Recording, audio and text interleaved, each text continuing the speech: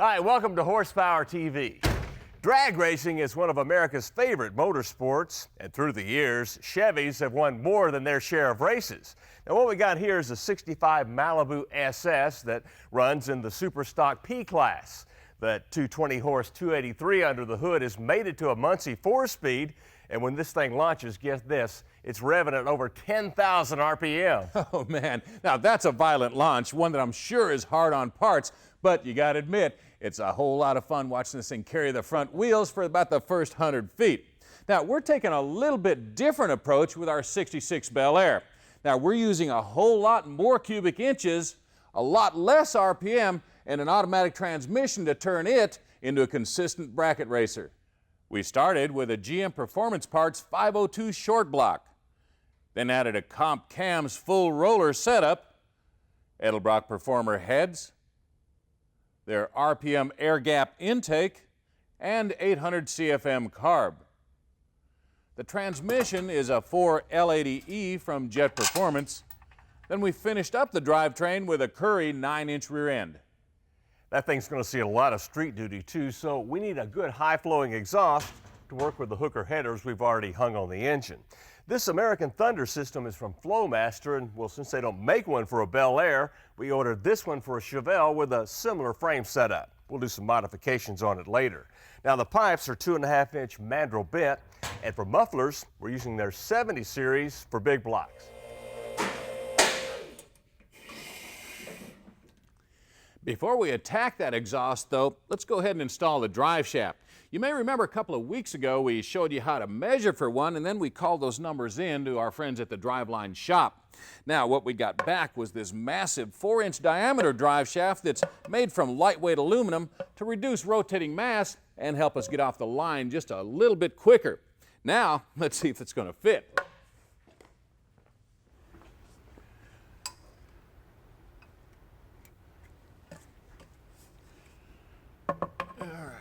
Let's see what happens here. Ah, that's a good sign. The front went right in. Wow, and the back end lined right up. This thing fits perfectly. I guess I must have read the tape right the first time. Now, anytime that you're ordering a drive shaft for a high horsepower car, make sure that you specify the non-greasable heavy-duty U-joints. Now, they're not drilled for the grease passages, which means they're solid steel and have some extra strength.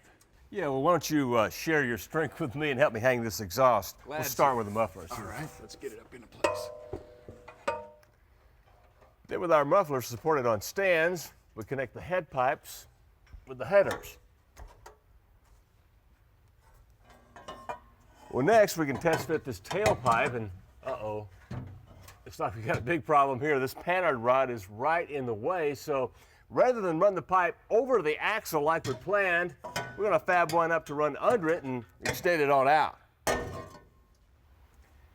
Well, here's what we came up with. It's a 2.5-inch S-pipe with a 4-inch drop. Now, once we get everything into position like we want it, we can start welding the system into place.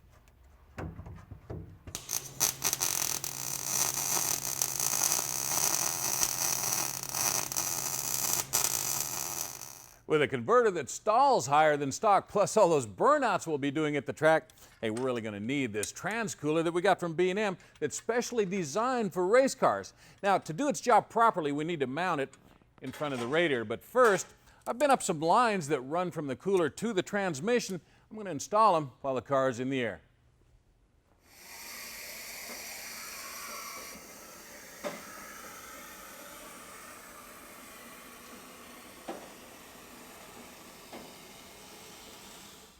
We're getting mighty close to putting some fire in the hole of this Bel Air Bracket Racer, but before we do, we got to finish the wiring. Oh, and wait till you see the cool set of gauges we got for this thing. And you will, right after the break, so stay with us.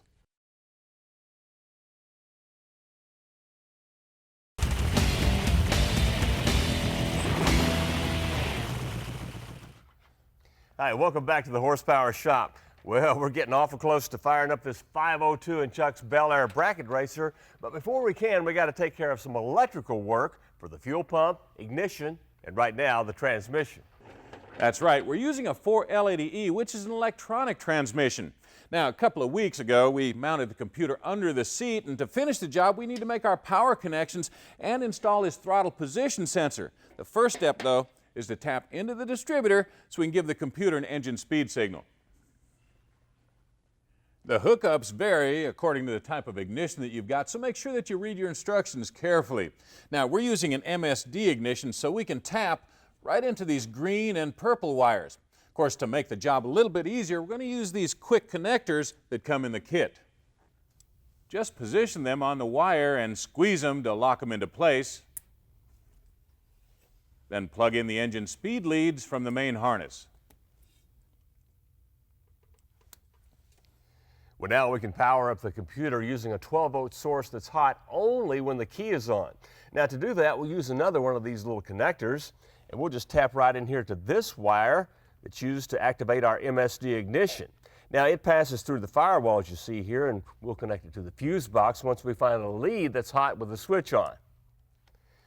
To locate that lead, we'll use our continuity tester. Now, with the switch on, we'll find a connection that lights up the tester. Okay. Then, when we turn the switch off and probe the same connection, if it doesn't light up the tester, well, we found a good lead. Of course, we also need to hook the computer to a constant 12-volt source so it'll hold its memory. To do that, just use the same procedure as before. Probe the fuse box until you find a lead that's hot all the time. Our throttle position sensor is next. It controls shift points and line pressure, which affects the firmness of those shifts. Now, this TPS comes with lots of cables, so finding a place to mount it is no problem. In fact, I think we'll mount it right here on this fender well once we fab up a couple of L brackets. Once the TPS is in place, you can mount the cable bracket to a carb stud, then snap the cable into the bracket, connect the cable into the carb linkage, and you're ready to adjust cable preload. And you do that by removing all the slack out of the cable. You want about a 1/16 to an 1/8 inch tension at idle. Then at full throttle, make sure you have 1 1/4 to 1 3/8 movement with no binding or interference. That will get your throttle position sensor adjusted close enough to run and drive, but first chance you get, you need to take this thing by a professional shop. They've got an electronic scan tool there that will give you an accurate reading to verify wide open throttle. If the TPS needs adjustment, well, you just press down on this lock tab, move the cable back and forth in the bracket until you get the right readings. All right, well, that's going to take care of our wiring for the transmission and the MSD. Yeah, but it doesn't take care of all of our electrical work. We still need to get power to our fuel pump. Really, it's a pretty simple operation, though. It's a 2-wire deal, and I've already connected one of them to the ground back on the fuel pump. Now, this red wire will run inside, and I'm going to hook it to this toggle switch, and from there, we're going to go find another switch 12-volt source at the fuse box. Well, that takes care of all of our electrical work. Now, you'll notice that I mounted the switch right here where it's convenient in case I need to cut the fuel off quickly later on. So I guess all that's left now is to top the engine and trans off with fluids, and hey, wait a minute, that reminds me, those valve covers don't have any breathers or a way to add oil, so I guess I better get on that. Once we determine a suitable location, we use an 1 1/4 hole saw to make our holes. Then snap in the grommets and the breather. For trans fluid, we're using this royal purple synthetic ATF in the Bel Air.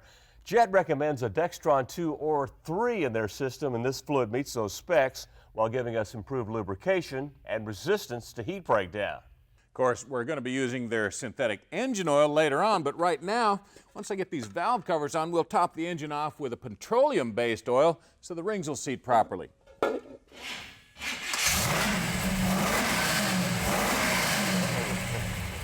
All right, sounds pretty good, and it's great to hear old White Lightning here finally make some thunder. It sure is. Of course, once we get it broken in, we're going to take it to the track and dial it in, see what kind of numbers it'll put up. Yeah, well, you're going to have to put up with us a little more today. There's more horsepower TV ahead, so stay tuned. It's the Bowtie Festival of the Year in West Palm Beach. We'll take you there next on the show.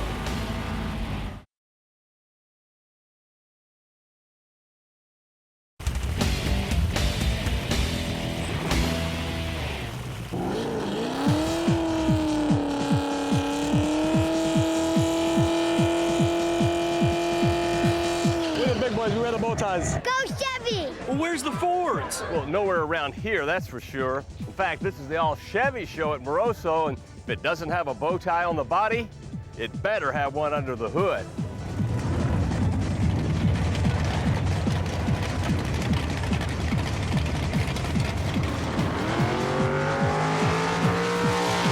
I think the Chevy fan is a diehard fan, just like you know, the Dale Earnhardt fan. You know, they love Dale, they love Chevrolet.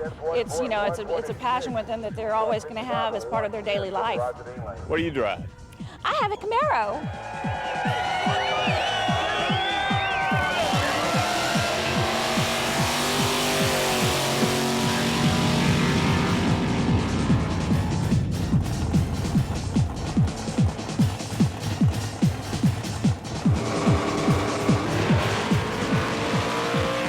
This year's all-Chevy show was a record breaker with quarter-mile streetcar drag racing in several classes. And we do mean street. Mike DeCio drives his 34 Roadster to the track, where he competes in the combo class. Car runs like high 9, about 130 mile an hour. I could take it out and drive it on the track, and then drive it home and hit the street. So, how do you keep your street Chevy's parts tough enough for this kind of abuse? Well, just ask Chevelle owner Don Olmsted, who's been racing here for 30 years. The pistons and rods have been in 4 blocks, and they're still like new. Wow. And it's all in just how you fit them. You got to hand fit them, massage them. They're like a good woman. You got to take care of them. William Pomales also competes in the combo class in his 68 Yanko Camaro. Come on now. It's a Yanko lookalike, but I put like 7 years of hard labor into the car, and I got it more or less where I'm running at right now. It's running 970s at 140.50 mile an hour, and hopefully she'll do pretty good today.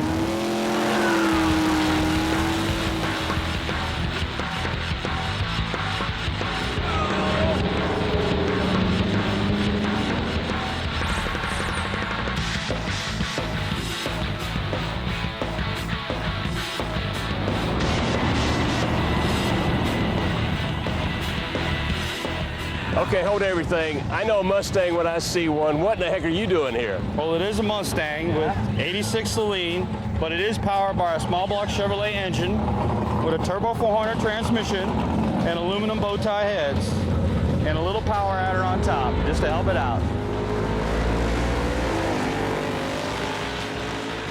Mike Rose races another half-breed. It's a consistently quick Trans Am he's been racing for the past year.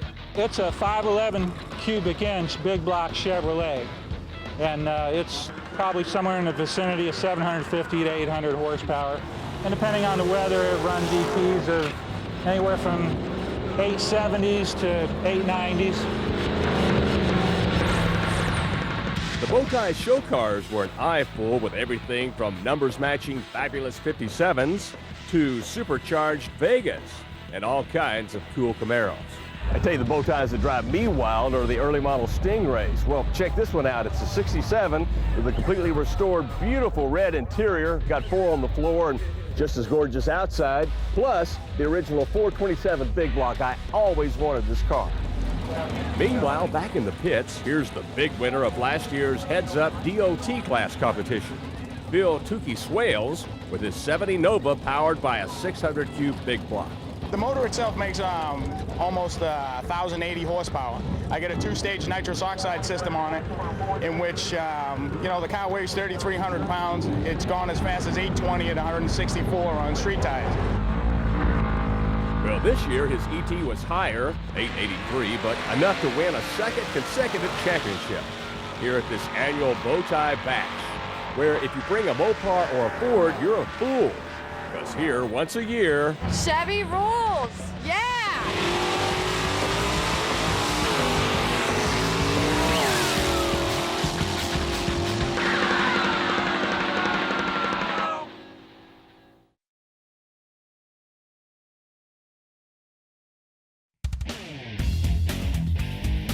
Horsepower TV's Quick Tech is brought to you by Wyotech. Hey, let's face it, a lot of times factory gauges just don't tell you all that you want to know about what's going on under the hood. And even if they did, well, is that information accurate and reliable? Well, chances are it's not. And that's why a lot of gearheads like us choose to install aftermarket instruments like these from Autometer. Now, the first step is to decide which gauges you really need. While some measure everything from fuel pressure to boost pressure, you can usually get by with 4 basic instruments: the tachometer, water temperature, oil pressure, and something to keep tabs of the electrical system. Now, personally, I like to measure volts.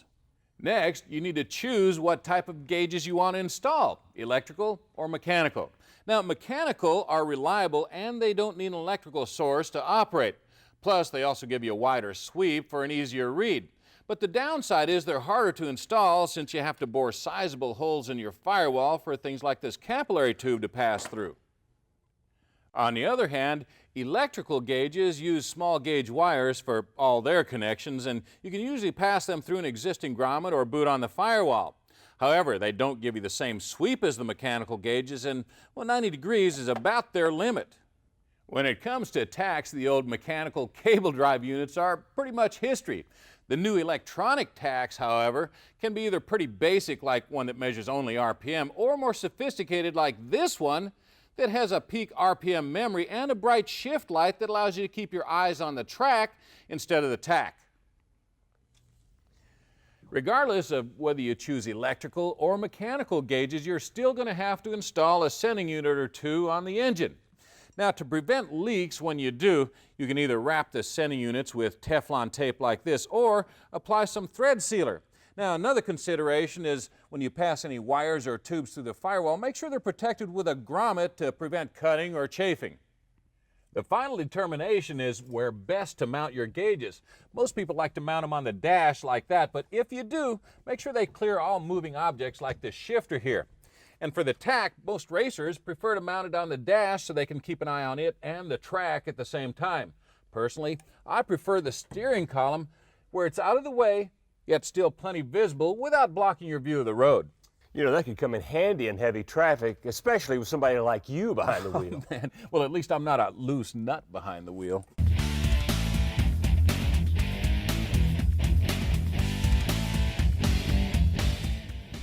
If you want some extra power in your race car, but nothing seems to pan out, well, maybe you should check out this affordable steel wet sump pan from B&B. Now, it fits most stock chassis cars and comes with this built-in scraper and unidirectional screen to reduce windage and oil wrap up on your crank. Now, it also comes with a specially designed pickup and magnetic drain plug. Now, if you want one for your small block Chevy, better plan on draining about $200 from your budget, a little more for your big block. Well, how about a little more air for your engine regardless of its size? These new Rush Performance filters use a pleated aluminum mesh that sandwiches a special cotton gauze for maximum airflow. Now, they also use a biodegradable oil to make them washable for repeated use. Of course, they come in just about every shape and size to fit most popular applications, and hey, they'll fit your budget pretty easily too. Prices start at about $30. Well, here's something to fit the needs of most of you racers out there. CSI makes these trick billet feeler gauge holders with knurled handles for a solid grip. They're also color-coded and marked for intake and exhaust, and they make this single one for you guys who set both valves at the same dimension. Now, they come with an assortment of feeler gauges that fit right into the holders. Well, hey, I tell you what, I'd rather have a valve lashing than a tongue lashing any day. How much are those things? Well, $40 for the pair, $20 for the single, and that's hard to beat.